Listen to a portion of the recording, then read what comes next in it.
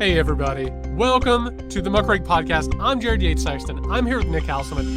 I am not lying when I say that I have been champing at the bit for this show, the content, the segments on this show that we're going to get into. We're saying goodbye to friend of the pod, Chuck Todd. We're talking about Mark Zuckerberg in a story that I can't wait to tell everybody about. This giant blowout article about Mark Licht at the Atlantic. We got to talk about this thing. I'm so excited. I called him Mark Licht. His name is Chris Licht. What in the hell am I doing?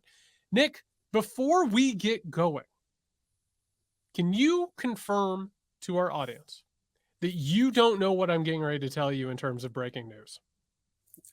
I will attest and infer, whatever that word is.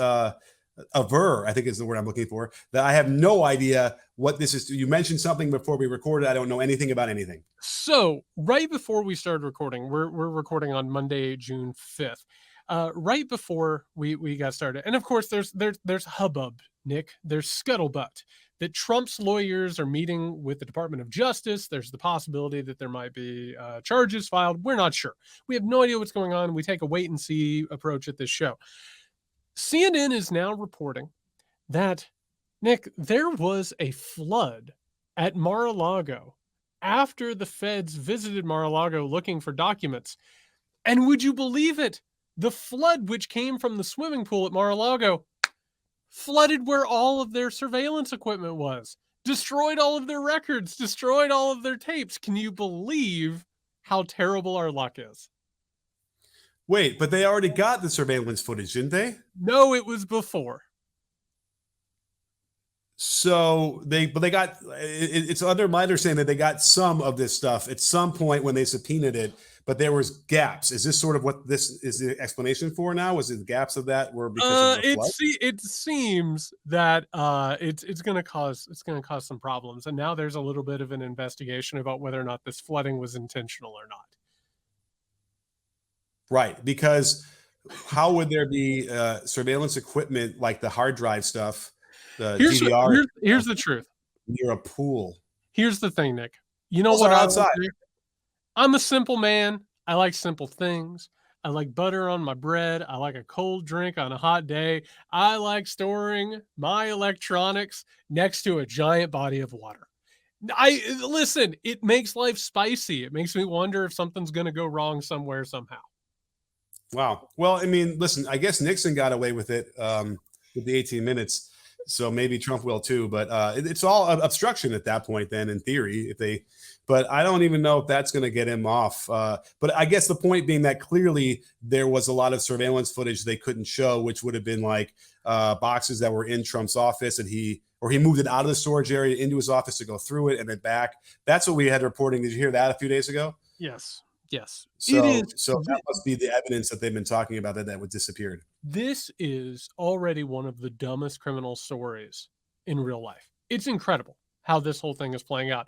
This is a watch and see situation, but I wanted to see your face. And I love, again, that your natural instinct was to say, why would you store electronics next to a pool? Great question. Excellent question. That is the question that we should be asking. And yet, here we are. Right. I mean, the answer is they didn't, but okay. The answer is that they didn't. All right, everybody, to the main story on this show. I got to tell you, some days, Nick, I don't know how you feel about this. Some days an article will come out. Like it'll show up on the websites. I'll click on it and I'll be like, I don't expect very much out of it. I'll read a couple of paragraphs and then I will close my laptop. And I will go get my cup of coffee and I will find my place to sit and be comfortable because I want to absorb it. I want it to just go over me like a sunny day. Do you have that feeling? Do you run across those things? I wish I could describe it exactly the way you just did, but I can get the gist of it. Yes, there's the moments of that. So sure. Less and less these days. Okay. This weekend, Tim Alberta over at The Atlantic had an article that was, it was titled "Inside the Meltdown at CNN," and he had incredible access to the head of CNN, Chris Licht, and to say that this was a disastrous profile of Licht is an understatement. Of course, to go ahead and set the table, For those who don't pay attention to these things, Chris Licht, who has his background being a producer for Joe Scarborough and then Steve Colbert, came over to take over CNN after Jeff Zucker was shown the door. CNN, of course, has been in decline for a while. There's discord at the network. Brian Stelter, who we'll get into in just a second, was fired. Don Lemon fired. People let go left and right. There's been so many rumors about what's happening here. Everybody understands. I mean, we documented it a couple of weeks ago, Nick. Friday night of a week, CNN lost to Newsmax. It was the fourth highest rated cable news network behind Newsmax. And we're talking like 100 or 500,000 people watching this thing. It has been in total and utter decline. We have absolutely covered this thing, but this profile, this article by Tim Alberta in the Atlantic, this is what I like to refer to as a spicy meatball. Please go ahead. So to go ahead and get a start on this thing, it starts out like this. We're going to go through this. Quote, how are we going to cover Trump? That's not something I stay up at night thinking about, Chris Licht told me. It's very simple. It was the fall of 2022. This was the first of many on-the-record interviews that Licht had needed to give me, and I wanted to know how CNN's new leader planned to deal with another Donald Trump candidacy. Until recently, Licht had been producing a successful late-night comedy show. Now, just a few months into his job running one of the world's preeminent news organizations, he claimed to have a, quote, simple answer to the question that might very well come to define his legacy. The media, he said, has absolutely, I believe, learned its lesson. Sensing my surprise, he grinned. I really do, Licht said. I think they know that he's playing them, at least the people in my organization. We've had discussions about this. We know that we're getting played, so we're going to resist it. Nick, do you want to update people on what happens after that? They don't resist it, I think is the update. It ends up turning into everything he said it wasn't going to. It ends up being an absolute disaster. And of course, we talked about the Trump town hall, which now we're finding out from this story that not only was it a Trumpian crowd, Nick, but that in between segments, while it was on commercial, Trump is like playing the crowd like a professional wrestling villain. He's getting them all riled up. They're chanting Trump and 4 more years. This was an absolute debacle that not only shook what little remaining confidence there was in Chris Licht, but actually exposed how poorly he's running this place. We are now in a place where Licht, before this article was even written, was on thin ice running CNN. And now it appears, based on everything that everybody is saying, it appears that he is in definite danger of losing his job. Without question. I mean, they're already brought, when you bring somebody else in to oversee him, then that's usually the first step in just sort of, quietly letting him leave. But yeah, it's, really quickly, if you take over a job for somebody else, especially when you're the head of a business, it's really important that you don't like shit on the person you're taking over for and shit on the things they did beforehand. Because you're most likely going to have people that are still there that like the old boss, like the way things went. And if you want to start out on a terrible foot right from the beginning, then you're going to do those things like, talking about how bad things were run or the mistakes everyone had made. Certainly firing a bunch of people too pretty quickly after that doesn't go over well. He made all those mistakes, and you can read about that in any book that you want for management, that the things you're not supposed to do. So, this is all self-inflicted. The Muckrake podcast is one of the preeminent podcasts for people who are looking for management advice. That is our legacy. That is what we have established. Let me go ahead and give you a piece of free advice. If you take over as manager or an administrator of a body, the absolute last thing you should do is go in there with a chip on your shoulder. You do not go in swinging your dick around, being an asshole, disparaging what's going on, telling everybody that you're going to fix it and that the people before were assholes who didn't know what they were doing. It doesn't work. People are automatically terrified whenever a new boss comes in. The best thing that boss can do is talk to people, listen to them, make them feel comfortable, and start believing, oh, we're going to keep a lot of the things that have worked. We're going to change a couple of things, but it's going to be based on how you talk to us. Chris Licht starts this job with a chip on his shoulder immediately. And one of the things, and this is the through line of this show, Nick, we are talking about a very insecure person. People don't get in these positions and throw their weight around like this and treat people like shit if they're secure. This is a person who got this job in order to make themselves feel better about who they were, and then takes their insecurity out on everybody else. That not only is the reason he has his management style, but also his political ideology, which is revealed throughout this, which is another problem here. There are these moments, Nick, really damning stuff. This is from a workout. Um, Oh, this is bad. He pumped his arms and legs on a machine inside a workout studio 2 blocks from the Hudson River. Joe Masonette, a former boxer who wore polka dot pajama pants, a green Oxford shirt, and a peach colored beanie, stood with his arms crossed, chirping at his client. Did I say stop? No, I did not. 3 years ago, Licht weighed 226 pounds. Worried that he was losing control of his lifestyle, he went all in. No more breakfast, no drinking during the week, no more carbs or sweets. I'm a fucking machine, Licht told me one day when I asked why he was skipping a meal. He also found Masonette, whose gym, J-Train, caters to New York's elite. Licht jumped off the machine. At Masonette's instruction, he squatted down to grab a long metal pole lying flat on the ground. Quote, Zucker couldn't do this shit.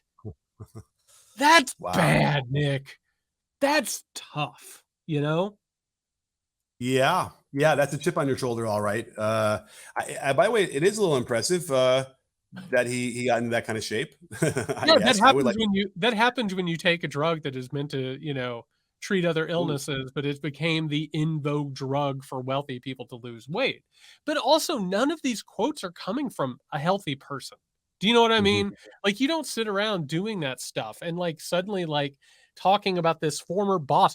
There are these details in here, Nick, where he's obsessing over articles that are critical about him. He's calling people, messaging people who are critical of him. Who's that sound like, by the way?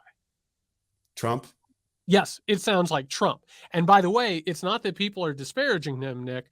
He believes that people are out to get him, including Jeff Zucker, who's trying to get his job back from him. So not only is it insecurity, it's paranoia. So this shows, and by the way, people who do that, it's not that they're confident, it's actually that they're completely and utterly insecure. And that makes for a terrible, terrible boss and leader.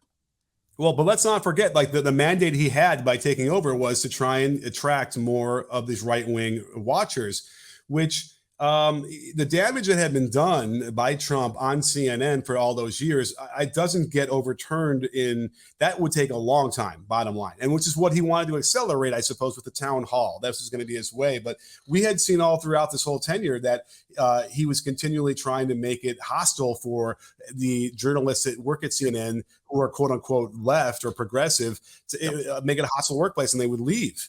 A guy like John Harwood gets forced out. I mean, he's the guy that you would have loved to have had because he looks like the guys that are on Fox News, that they would attract that. So it sounds crazy only because let's not forget, he oversaw the what's the show on CBS with the guy, Colbert Show, which, turned its fortunes around under him by going progressive, right? And really letting Colbert just let Trump have it.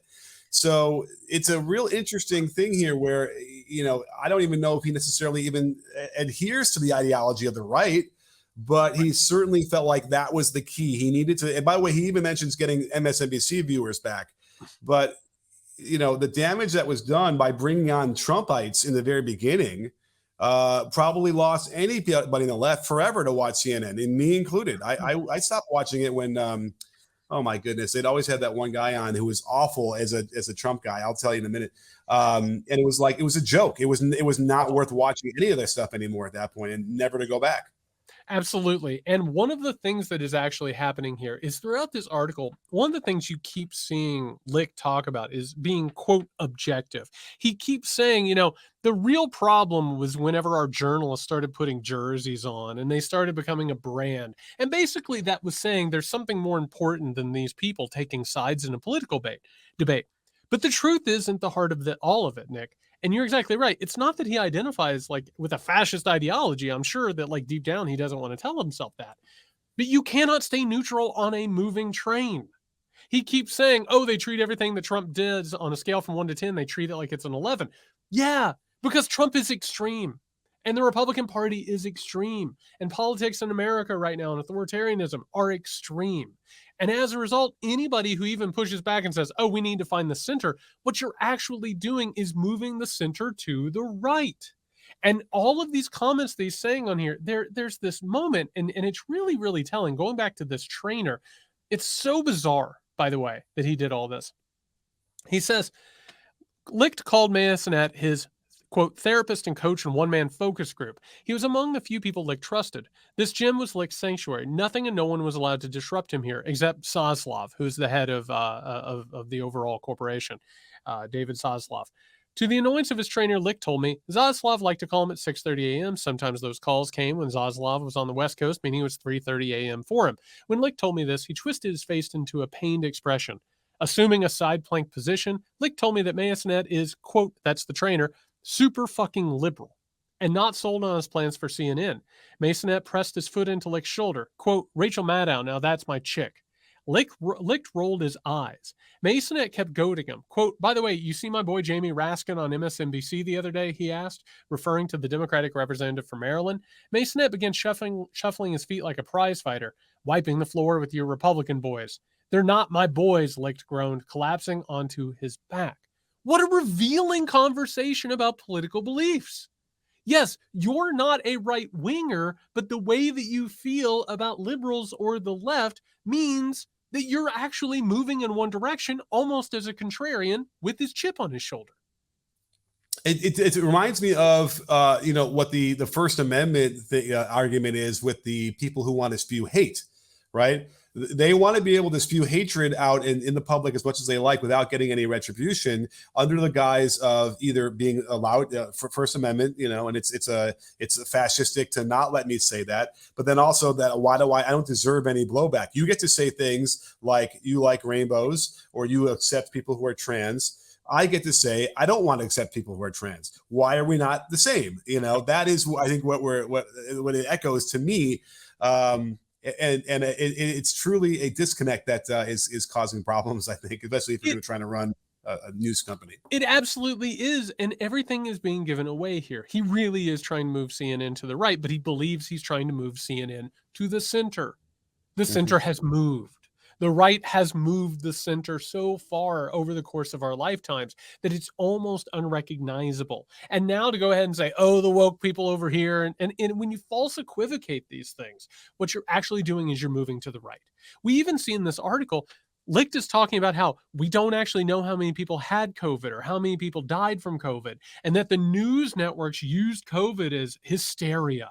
Right, that they used it to gin up ratings. And he actually sits there and says, all this stuff was unreliable and it's not objective truth. We then have this moment. This is, again, a really telling exchange. Quote, he wants to recruit reporters who are deeply religious and reporters who grew up on food stamps and reporters who own guns. Licht recalled a recent dust-up with his own diversity, equity, and inclusion staff after making some spicy remarks at a conference. Quote, this is Licht. I said a black person, a brown person, and an Asian woman that all graduated the same year from Harvard is not diversity. That's a lot. Yeah. Like, okay, but also what are you saying here?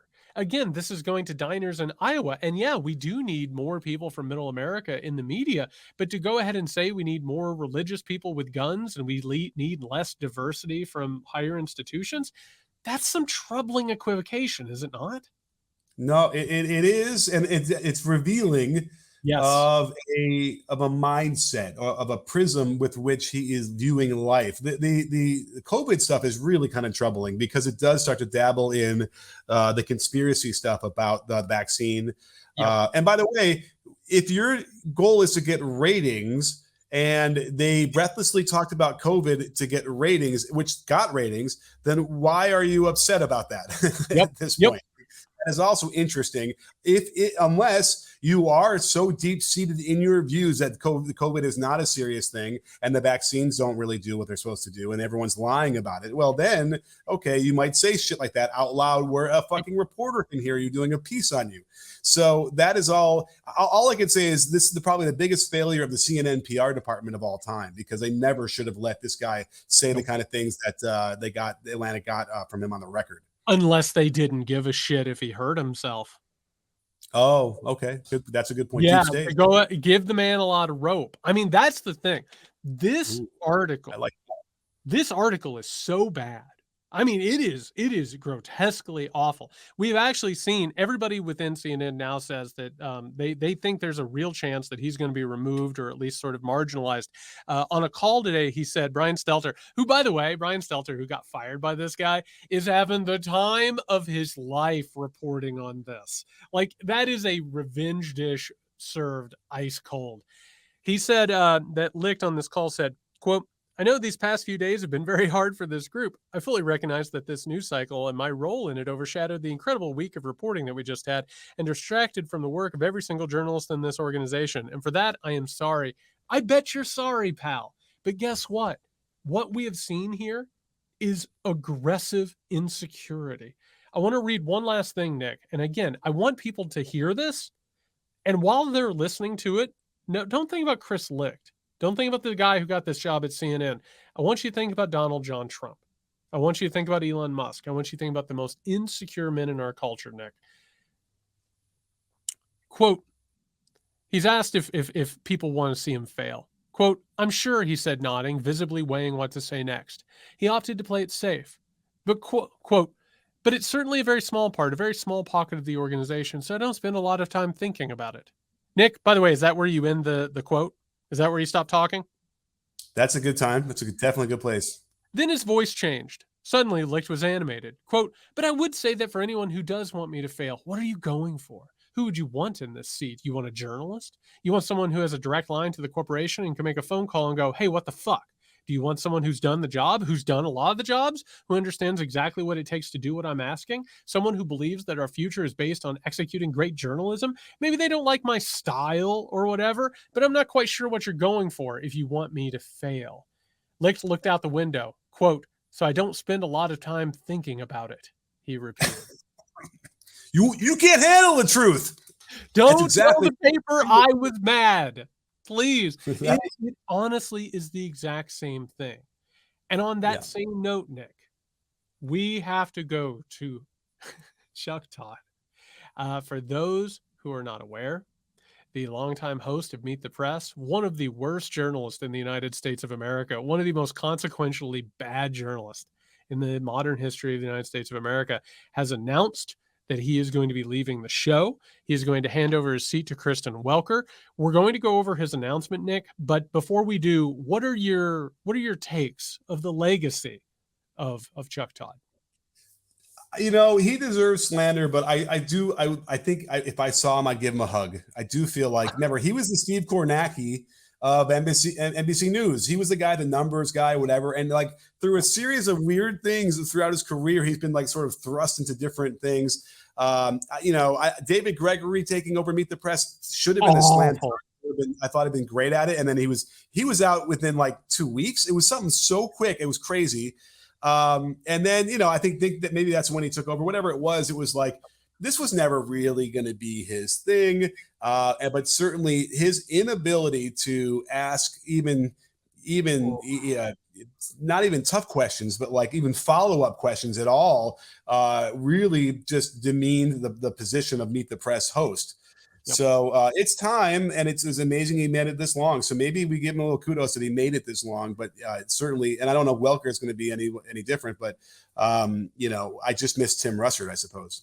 Everybody misses big Tim Russert. Welker, simply because of what Chuck Todd made that seat, is going to be better there one way or another. I don't know if it's going to last. I don't know if Meet the Press or Face the Nation or any of these shows are actually going to survive very much longer.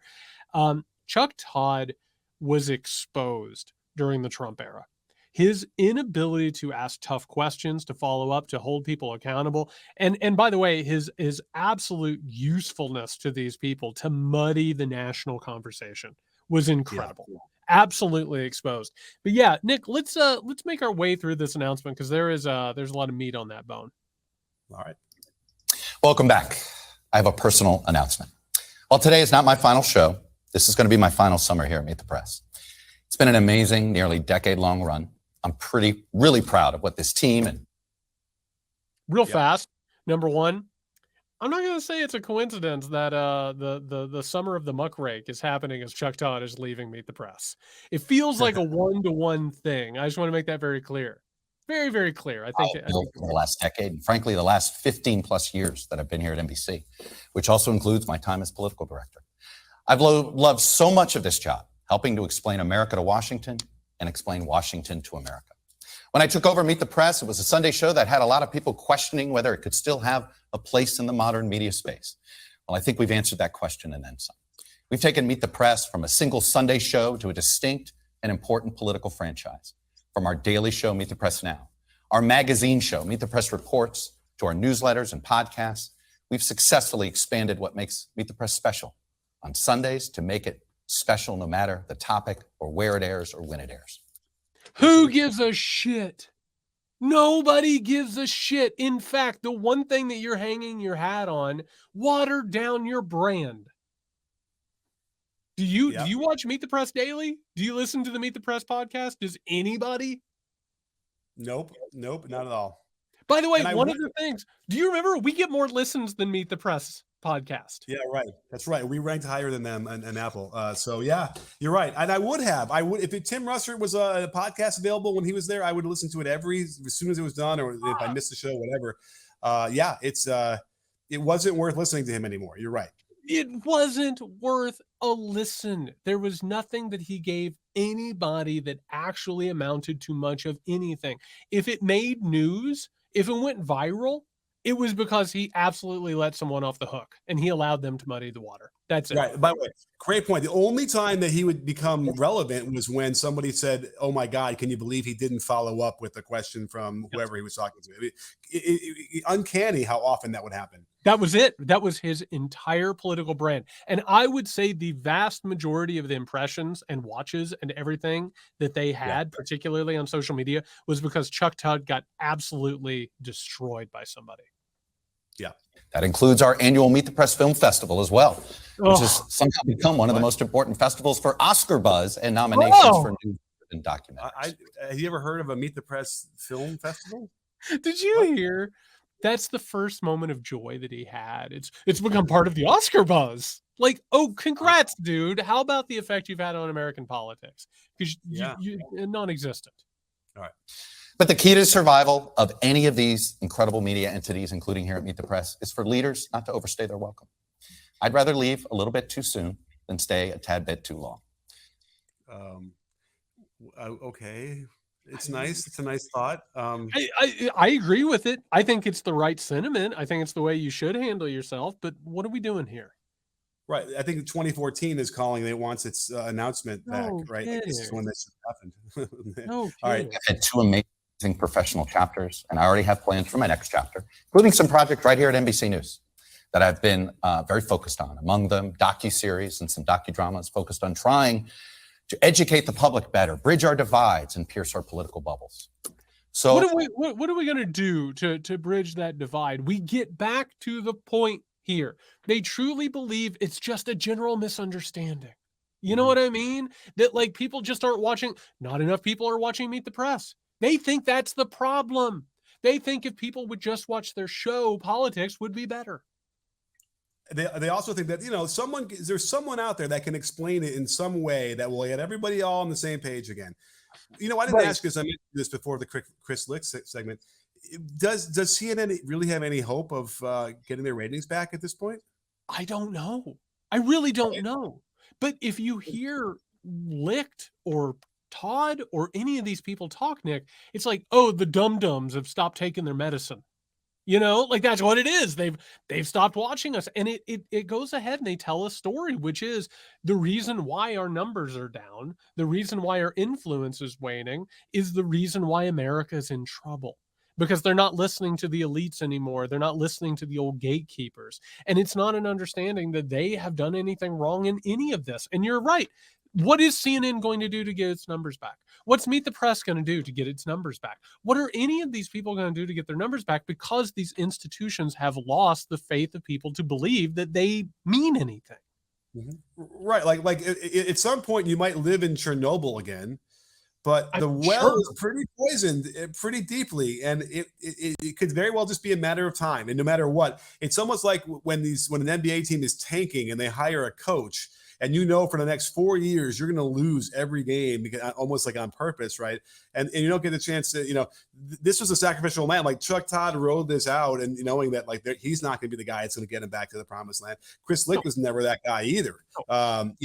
So this is a problem that I was thinking about in terms of, I don't know if like CNN in theory, like there have been cable channels that fail, right? Yes. They ultimately just disappear. They go away. It would be hard to imagine, but then again, we've seen hard to imagine things happen all the time, especially with corporate interests. I want to point out, and this is this might sound weird, but I think it helps explain it. One of the reasons that you don't go to Blockbuster anymore, or that you don't hear the name Blockbuster anymore, is because they didn't get into streaming. They stuck with what they had, and they didn't innovate, and they didn't change. And one of the problems with CNN is CNN got caught right in the middle of a political divide. And now they're making the wrong choice on that and still saying that they are in the middle. They're not. They're moving towards the right, which is not what people want. Even Fox News right now is hemorrhaging viewers. They're going elsewhere. They're looking for somewhere else. They've made the wrong choice. And in this case, I'm sorry. When's the last time you watched Meet the Press, Nick? I can't even tell you. It's years. It's brutal. And I used to watch it all the time. And eventually I just watched it. And I was like, first of all, you're not having actual conversations. You're having people on, and which makes what Todd is about to say just absolutely more asinine than anything else. You're not actually having conversations. You're not actually like illuminating ideas. You're just letting people go on and spread disinformation. That's it. It's just talking points. It's basically a glorified cocktail party. And by the way, like I'm not sure there was a solution. Like, what would CNN do? Like, continue having Jeffrey Lord on? That was the guy I forgot. That was the guy, Jeffrey Lord. Yeah. Yeah, it's like, that was not good because you alienate a lot of the people that were already watching in some weird effort to maybe get some other people who are already at that point were already committed to Fox News. There's no room. Because remember, like if you go into any hospital room or an old folks home, like the TV is just on all day to probably either CNN or Fox News, and probably Fox News more than anything else. So it's like that's how this is, consumed by a lot of people in America in a way that like it's that the channel doesn't get changed. Someone needs to unlock the TV set up above whatever and change it. It's not so easy. No, CNN is the airport channel now. That's what it is. It's on all of the airport terminal, TVs. Meet the Press does not drive a conversation. There's nothing that happens on Meet the Press that changes the discourse now. It's all social media, or it's some sort of an independent sort of a thing. Anyway, let the man talk. While I'm maybe leaving this chair, I'm still going to help NBC navigate and coach colleagues in this 2024 campaign season and beyond. But this is also an important time for me personally. I've let work consume me for nearly 30 years. I can't remember the last time I didn't wake up before 5 or 6 a.m. And as I've watched too many friends and family let work consume them before it was too late, I promised my family I wouldn't do that. And just as important, and this is what really makes me happy, I'm also ready to take a step back because I have so much confidence in the person whom I'm going to pass the baton to. She's somebody who's been ready for this for a long time. Kristen Welker. I've had the privilege of working with her from essentially her first day here in Washington. And let me just say, she's the right person in the right moment. Yep. Real fast. Actually, and I criticize Chuck Todd constantly. His reason for leaving, great reason. Good for him. Spend time with your family. Don't let this thing consume you. It probably has, like you said, for 30 years. Absolutely laudatory for you to say that. Best of luck to you and your family. Enjoy yourself. Second of all, really classy thing to set up Kristen Welker like this. That is exactly how you're supposed to do it. That's what we call the anti-Jay Leno. Okay, good. Yeah. Keep going. All right. And for what it's worth, this is always how I hoped this would end for me, that I'd be passing the baton to her. And I'll officially do that in September. I'll be honest, though, I leave feeling concerned about this moment in history, but reassured by the standards we've set here. We didn't tolerate propagandists, and this network and program never will. But it doesn't mean sticking your head in the sand either. If you ignore reality, you'll miss the biggest story. Being a real political journalist isn't about building a brand. Yeah. reporting what's happening and explaining why it's happening and letting the public absorb the fact. You can probably hear like the higher ups being like, "What is your brand, Chuck? Like you're not building that. We don't have anything. You're not getting the radio, all that kind of stuff." So I'm sure it's a little jab at the marketing department. I couldn't agree more. And I'll tell you, this speech that he's giving, I want to set this because, there's so much noise and hubbub and all this stuff. Nick, this is one of the defining moments of his career. It's like when you first get on the air, some of your biggest moments on the air, when you're saying goodbye, when you're announcing your goodbye, this is one of the biggest moments. I want to point out how much of what we're listening to right now and getting ready to listen to, there is so much venom and resentment in it. This is a person who has been deeply bothered by the criticism of him. He doesn't like where journalism's going. He thinks the journalists are making themselves a brand. And by the way, he doesn't like that because he is dragged all the time on social media. Everybody is constantly saying, and by the way, what does he say? We never tolerated propagandists. Are you kidding me? Right. Really? You were the tough hitting person? And just wait for what he says about partisans. This is a person who is so resentful of how he has been perceived over the past couple of years. If you do this job seeking popularity, you are doing this job incorrectly. I take the attacks from partisans as compliments, and I take the compliments from partisans with a grain of salt. All of this in every Meet the Press episode is to do all of the following in one informative hour. Make you mad, make you think, shake your head in disapproval. Well, hey, the first one is make you mad. He certainly would do that. Good for you. He's done great. He's done great. Goal chaser right there. Do you think that anybody has ever sat down and be like, the first goal of Meet the Press is to make you mad? Like what kind of a twisted logic is that? Really? Maybe he meant like mad, like crazy. Mad. Maybe it's like, we're going to have a mad old time. Yeah, I don't know, man. But should we keep going here? Yeah, keep going. In approval. If you do all of that in 1 hour of this show, we've done our job. So again, this isn't goodbye, but know this. No matter who sits in this chair, if it's Sunday, it's Meet the Press. All right, good cueing of the music. Oh, and he had people sitting there around him while he was getting so emotional doing that. That's hilarious. It's bad. I cannot believe, and again, this is the through line, I think, of this episode, like the delusion and chips on the shoulder that people have based on the stories that they tell themselves. He literally is leaving Meet the Press, one of the most prestigious jobs in the history of news media, by the way, believing that he was a champion. He was like a gunslinger at the OK Corral, and everybody else has lost their way, and he gave it its best, and everybody else is like screwing it. And he literally walks away with his last message talking about, oh, I'm not mad. You didn't upset me. I don't think about this very much. It just so happens this is going to be the lion's share of my announcement that I'm leaving. Yeah, I think that when you leave and you get fired and all these different things, there just needs to be somebody around you who can help you shut up, basically, right? Because it's easy. Listen, you're in an emotional state where you're hurt, right? And everyone would feel that. But you have to be careful with what you say and publicly. And these guys completely, and certainly Licht has really screwed the pooch on this one. Chuck Todd, I mean, this was as polished and as rewritten as a thing you're going to see. I still can't get over the fact that he's doing it. And it seemed very intimate. And I was getting choked up for a second talking about the family, but then you pull out and it's like they're literally right to the side of him and staring at him doing it. Like, I don't know. Like weird. Jamel Bowie's sitting there, It's like, what are we doing here? Yeah, I don't know. I don't either. Best of luck to Chuck Todd. I can't wait to see where this whole story takes us. Last thing, and again, we're talking a lot about these delusions. Nick, our friend Mark Zuckerberg, friend of the pod, is doing some really interesting things. This article in the New York Times by Joseph Bernstein, the title is Mark Zuckerberg would like you to know about his workouts. That's catnip for me. If I see an article called Mark Zuckerberg would like you to know about his workouts, my question is, yes, how soon can you tell me about them? I'm going to go ahead and start this. There's a couple of juicy bits in here, and we'll get to them in a second. Quote, close your eyes. Picture Mark Zuckerberg. What do you see? What do you see, Nick, when you close your eyes and think Mark Zuckerberg? I see sort of a bookish, person who isn't very physical. There you go. I think that's as good as anything. Perhaps you envision the Meta boss and Facebook founder in a gray t-shirt, spotlighted on a Silicon Valley stage. No, I think about him paragliding or whatever's on that weird surfboard. Maybe his cartoonish metaverse avatar hovers before you with legs or without them. Possibly Jesse Eisenberg, the bony actor who played the fledgling tycoon in The Social Network.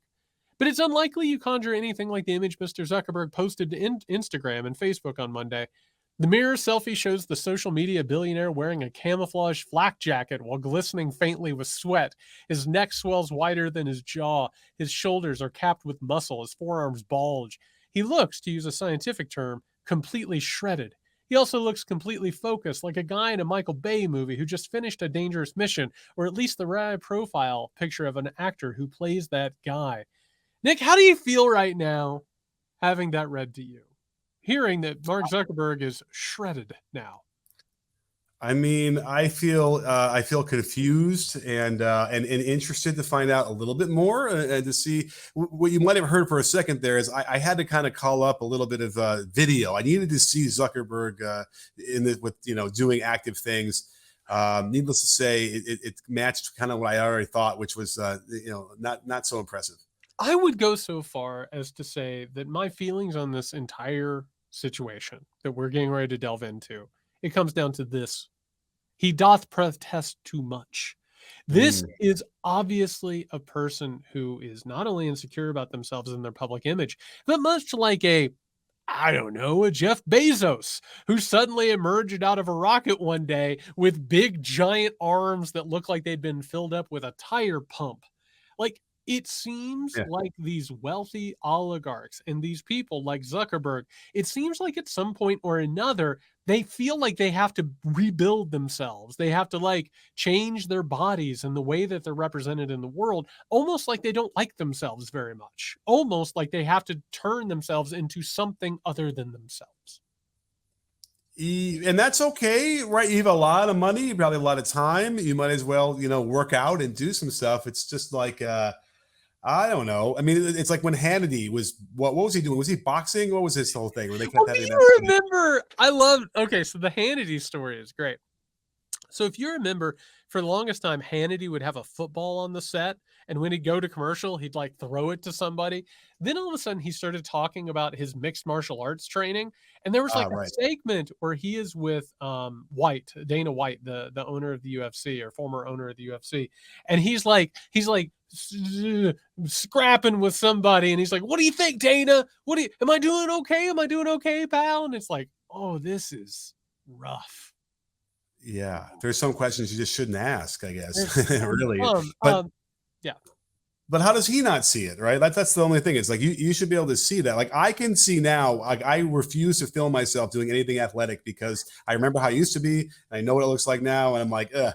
But then to show it and then be like, yeah, isn't that great? Like, that is the delusion, I suppose, of someone who's got too much time on their hands. They're trying really hard. And I think we all know people like this who are trying just a little too hard. Like, there's nothing wrong with trying. Don't get me wrong. As a person who I appreciate some physical activity every now and then. You can find happiness with that. You don't, but there is a certain level, Nick, where you reach where all of a sudden you're like, what are you doing? There's obviously something happening. And you want to talk about a person who is tiptoeing up on a midlife crisis. Nick, quote, in an August 2022 appearance on The Joe Rogan Experience, Mr. Zuckerberg said that he had taken up martial arts, in particular Brazilian Jiu-Jitsu, during the pandemic, training with Dave Camarillo, a well-known coach in the Bay Area. Quote, this is Zuckerberg. The crazy thing is, it really is the best sport. There's something that's just so primal about it. How do you feel about Zuckerberg going on the Joe Rogan show and talking about Brazilian Jiu-Jitsu? Doesn't that seem like a Mad Libs that has kind of lost its way? No, I mean, it makes perfect sense. Of course, that's what they're going to talk about. That's what they're going to do and stuff, Again, I don't know. Listen, I don't want to, denigrate people for doing something that they like hobbies and whatever. Unfortunately, someone like him is on a much bigger stage and is going to be scrutinized like this anyway. So there was actually something else that happened with him, some sort of water skiing thing he had footage of from a year ago. That's what I was talking about. He's on some sort of a jet propelled surfboard. Yeah. Of the flag maybe on it too, something about that. American flag. Anyway, so he's just an interesting, weird guy who probably lacks a lot of self-awareness either way. So this is the evidence of this, I suppose. Well, we're about to take this thing up a notch, Nick. This right. We're about to go on a journey. From the article, on May 6th, Mr. Zuckerberg competed in his first Brazilian Jiu-Jitsu event in Woodside, California, where he defeated an Uber engineer and won 2 medals and lost consciousness. What? I'm sorry. I wasn't ready for that. Jose Lucas Costa da Silva, a veteran Brazilian jiu-jitsu fighter who refereed one of Mr. Zuckerberg's matches, said that he halted the bout after he heard Mr. Zuckerberg start to snore, a sign of someone who has passed out in a chokehold. Quote, "This is something we are trained to know," said Mr. Costa da Silva, who added that Mr. Zuckerberg was a good sport who was, quote, "enjoying the moment." Before we go forward, Nick, I got to tell you, a good sport who is enjoying the moment reminds me of a grad school intramural softball game that I was playing in, where one of the student athletes that me and the other TAs and grad students were playing against talked to me at first base and said, "It's great that y'all are out here trying to stay fit." Right. I mean, it's bad that he was having a good time. So Zuckerberg got choked out with snoring and the match got ended.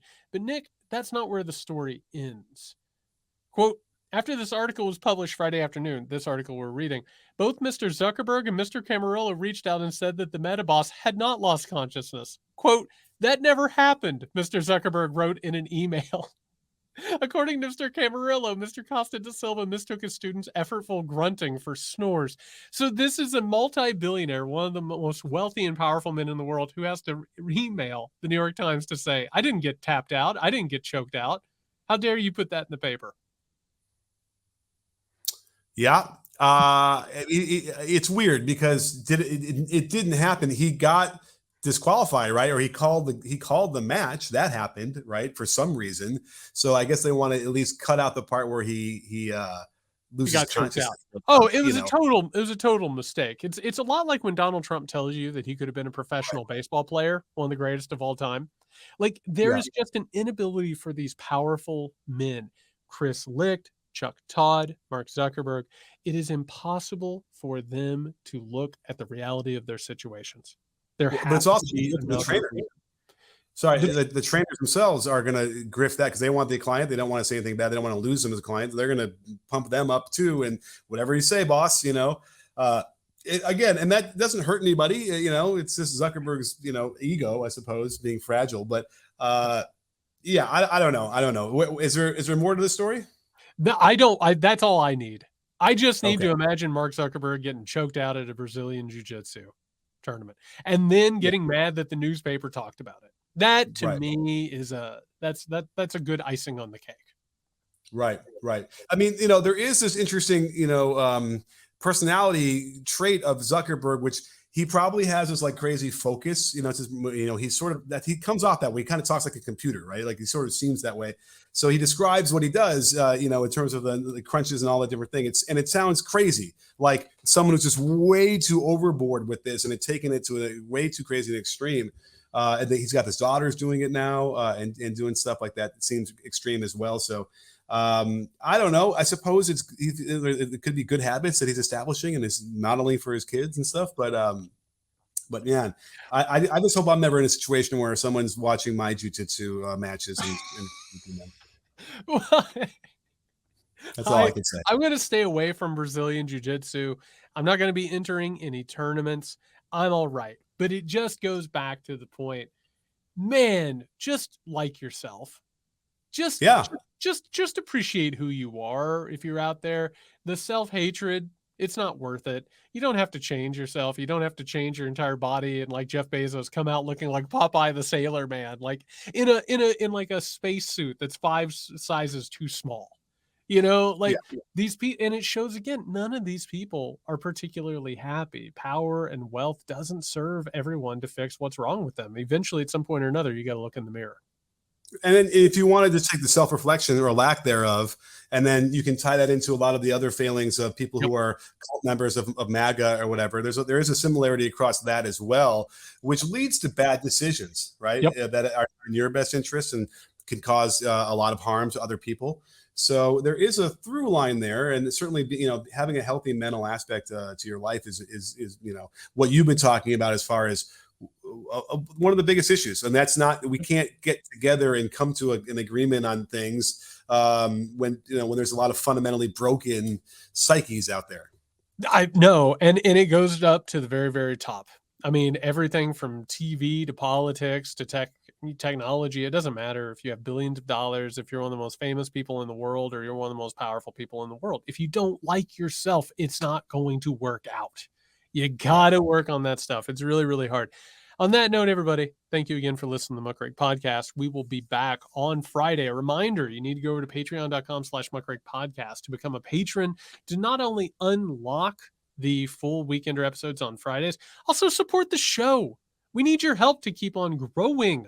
This is important. It keeps us editorially independent. One of the reasons we can beat Meet the Press Daily Podcast is because we have your support. That's patreon.com/podcast. Recommend this podcast to just one of your friends. That's all we're going to ask. Just one of your friends you have, just recommend it. Tell them that they should listen. I'm glad you brought that up. Let's make that the mission of the summer of the Muckrake. We're going to do a ton of stuff. I mean, listen, this election is going to heat up this summer. It's going to get weird and it's going to get wild. And that we are going to give you one-of-a-kind coverage of the 2024 election and everything around it. It's going to be absolutely bonkers. If you can, please find one friend who is interested either in politics or any of the stuff that we talk about. Tell the friend you have to listen to the Muckrake Podcast. Let's grow this thing. Let's go ahead and keep this train rolling forward. All right, everybody, we'll be back on Friday with the Weekender episode. If you need Nick before then, you can find out, can you hear me SMH? You can find me at J. West Sexton. Hey, stay safe. Like yourself.